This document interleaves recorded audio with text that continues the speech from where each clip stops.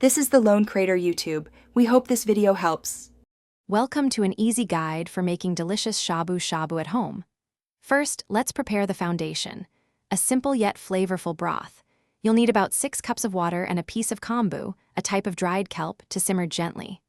Next, thinly slice your preferred meats like beef or pork to about 1 millimeter thickness for quick cooking.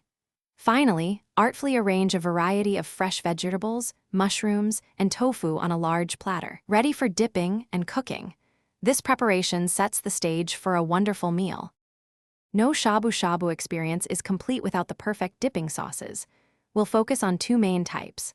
First, a bright and tangy ponzu sauce, typically made with soy sauce, citrus juice like yuzu or lemon, and a touch of dashi.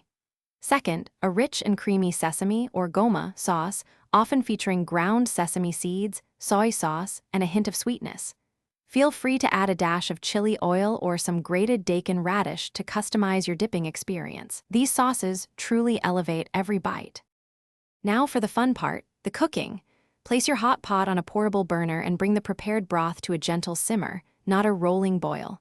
Using chopsticks, pick up a thin slice of meat and gently swish it in the simmering broth for just 10 to 15 seconds until it's perfectly cooked. Then, dip it into your favorite sauce. You can also add vegetables, mushrooms, and noodles to the broth, allowing them to cook until they are tender crisp, adding wonderful texture to your meal.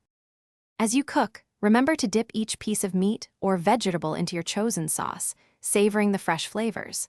Shabu shabu is a wonderfully communal meal, perfect for sharing and enjoying with family and friends around the table.